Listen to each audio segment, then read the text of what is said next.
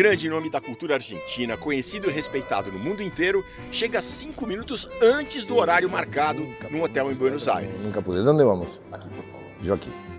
Simpático, sem estrelismo, o superastro Ricardo Darín não está divulgando nada. Quando quieras. Como é tu nome, perdão? Álvaro. Sua nova série de TV, uma ficção científica, está pronta, mas sem data de estreia. O próximo projeto de teatro começa em setembro e na Espanha. Com Espanha sempre um intercâmbio. Acá os espanhóis vêm para cá fazer teatro, filmes, e nós também vamos para lá.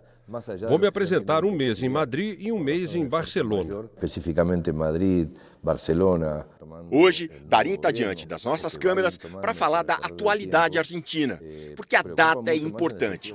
Os 6 meses de Javier Milei na presidência. Milei, capa da revista Time. Milei, o anarcocapitalista. O louco. O homem da motosserra, cortadora de gastos públicos. Com certeza era necessário tomar medidas, consertar coisas que não estavam bem. Mas acho que ninguém imaginou que algumas dessas medidas seriam tão ásperas, tão duras. Ásperas, tão duras.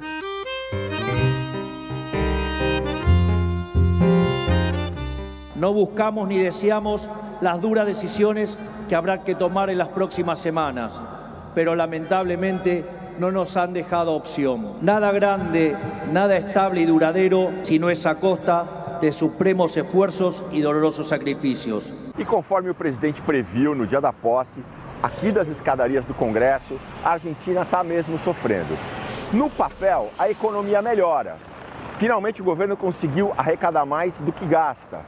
A inflação está baixando, mas isso ainda está muito longe do dia a dia da população, da vida concreta dos argentinos. Fui no atacadista comprar erva para chimarrão e açúcar. Semana passada paguei 30 mil pesos. Esta semana paguei 70 mil. E o valor que eu gastava aqui no açougue, que antes dava para um mês, agora dá para 15 dias. Acabou de chegar nossa conta de água. Deu 10 mil pesos. 2 meses atrás era 1.200. Aumentos brutais na água, no gás, na luz e no transporte público são parte importante do choque de Milei na economia. Essas tarifas eram subsidiadas, ou seja, bancadas em parte pelo governo. Milei cortou subsídios. Também paralisou todas as obras federais e interrompeu o repasse de dinheiro para os estados, que lá são chamados de províncias. Nunca um presidente argentino tinha lançado um pacotaço desses. Milei é uma pessoa de fora da política, é um outsider. É a primeira vez nestes 40 anos de democracia que a Argentina não tem um presidente vindo do sistema político. Até há poucos anos, Milei atuava como um extravagante comentarista de TV. E não falava só de política e economia, não. Dava palpite sobre sexo. Pasa que hay 3 tipos de sexo tántrico. Botava fantasia de super-herói, cantava. É uma personalidade excêntrica, diferente, rara, atípica. Uma dessas excentricidades nós mostramos no Fantástico de 10 de dezembro passado, dia da posse de Milei. Era o fato de ele ter recorrido a uma veterinária com supostos poderes mediúnicos para conversar com Conan, um mastim inglês que morreu em 2017 de um tumor na coluna. Se o melhor regalo que me deu na vida, a mim me lo deu Córdoba! Que Conan é cordobês! E o que o Conan falou? Sigilo profissional. Não posso contar o que se passa numa consulta.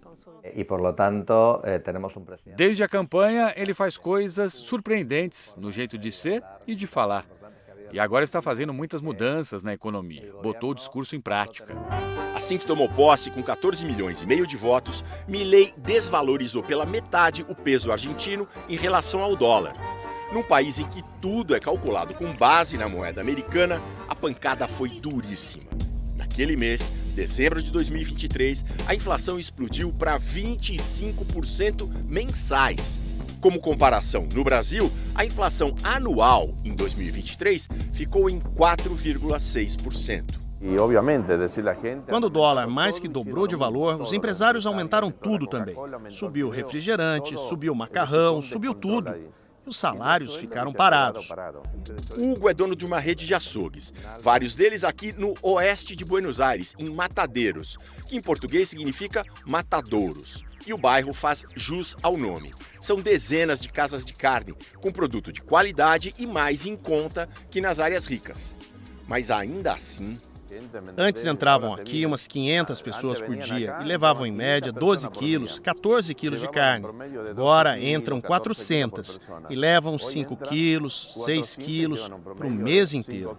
Os preços subiram muito quando Milei assumiu. Agora sobem menos, mas ainda estão num nível muito alto. Uma freguesa resume. E eu só compro cortes mais baratos, tipo ossobuco, suã, carne moída, que rendem mais. Eu nunca comprava essas coisas, mas agora tá tudo muito caro.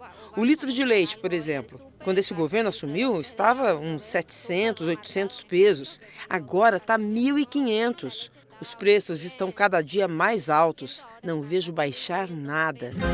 Apesar da carestia, a popularidade de Milei continua alta. Cerca de metade dos argentinos tem avaliação positiva do presidente. Seria um bom número em qualquer situação, e mais ainda na Argentina, em que a vida do povo está sendo tão afetada. A Paula, professora em Buenos Aires, é uma dessas apoiadoras. E por que votaste? Por que você votou em Milei?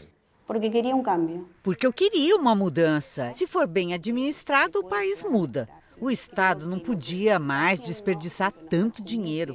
É longa a história de caos econômico na Argentina. No começo do século XX, era um dos países mais ricos do mundo. Mas a crise da Bolsa de Nova York, em 1929, levou a Argentina junto. Vieram golpes militares, a expansão do Estado depois da Segunda Guerra, com Juan Domingo Perón, e muitos períodos de economia instável. Um exemplo, em 1976, no governo de Isabel Perón, viúva do general Perón, a inflação bateu 473%.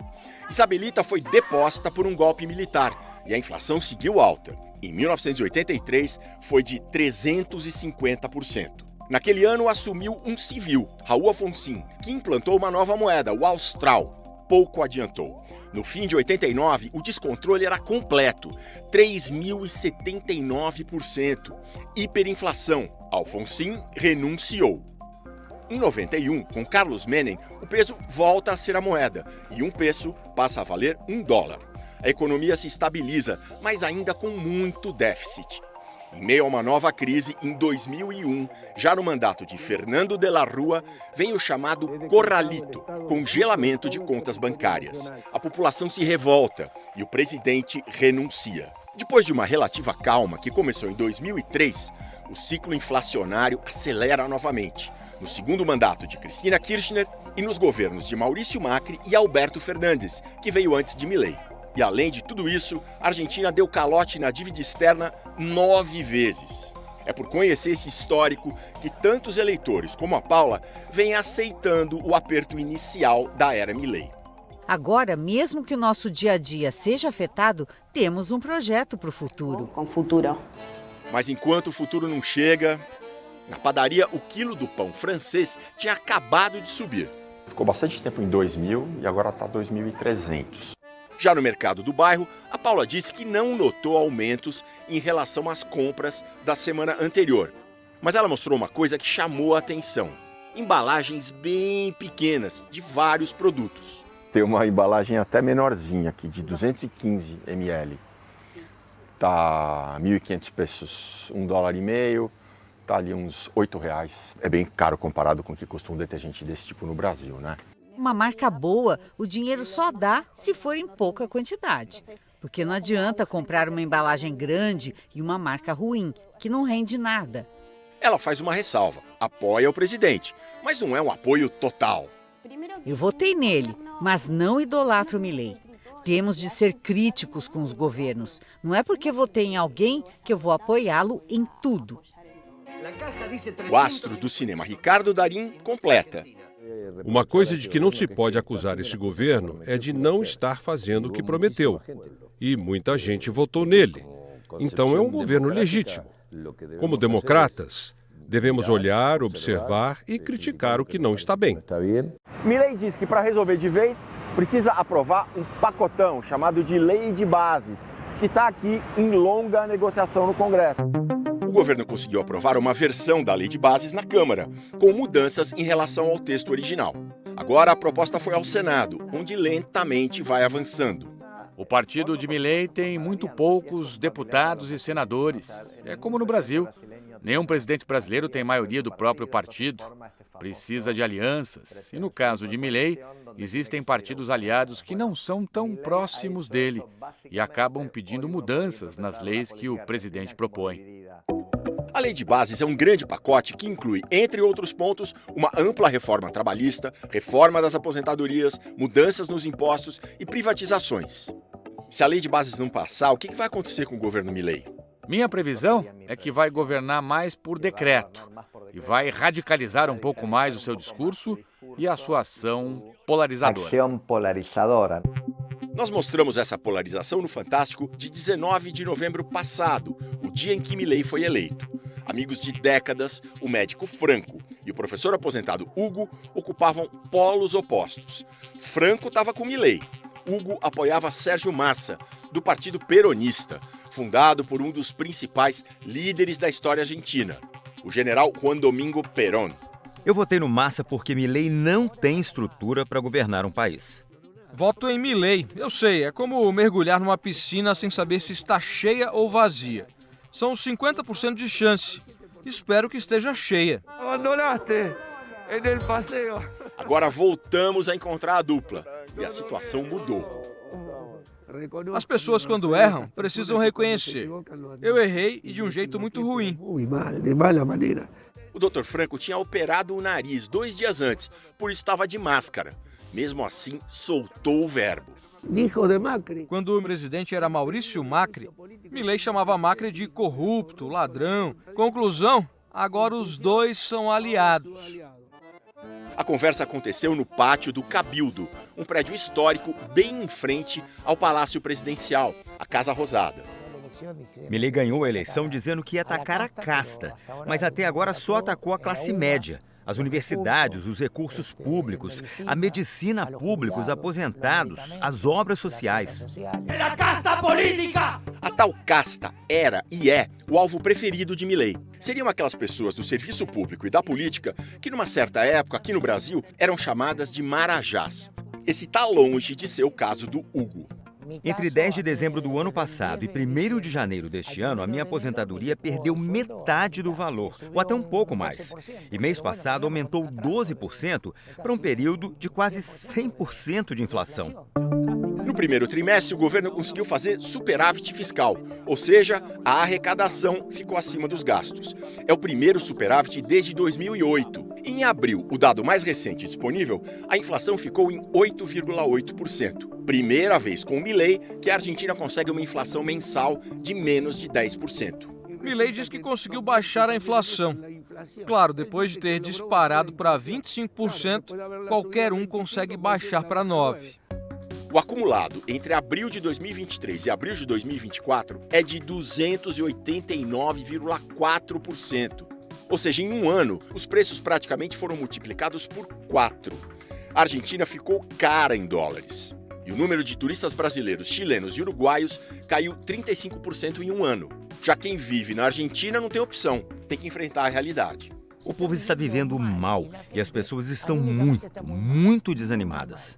Sobre esse desânimo, o ator Ricardo Darín comenta.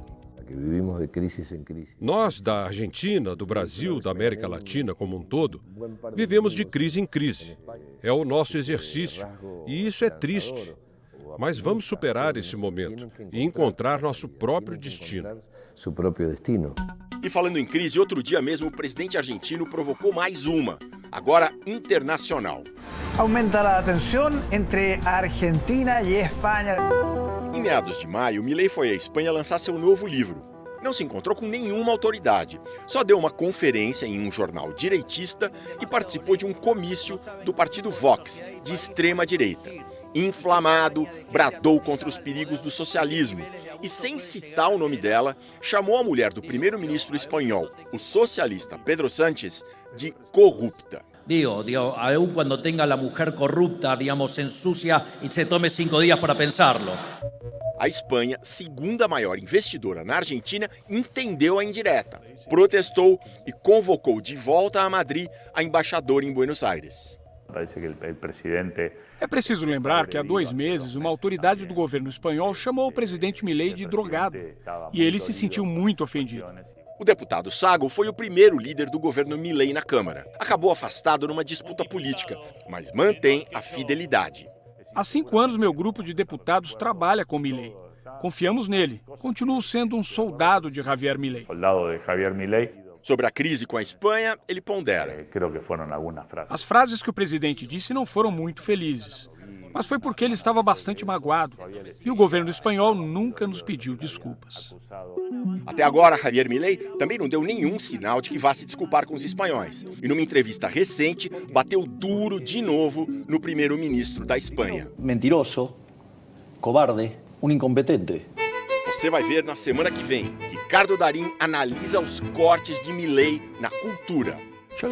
A Secretaria da Cultura disse que os festivais de cinema eram feitos às custas da fome de milhares de crianças. Eu me declaro totalmente contra essa mentira. Mentira. Num país com 3 prêmios Nobel de Ciências, a pesquisa entra em colapso. Coisas básicas. Estão faltando coisas básicas. Mas mais de 80% dos argentinos sabem que universidade pública é absolutamente necessária. E o contraste nas ruas de um país dividido. Mira, eu tenho esperança. De coração, tenho esperança de que esse homem, Milei, faça alguma coisa. Os preços já estão baixando. Que o presidente fique mundialmente conhecido como o homem que matou o povo argentino de fome. Não perca no 2º e último episódio da série Argentina, 6 meses de Milei.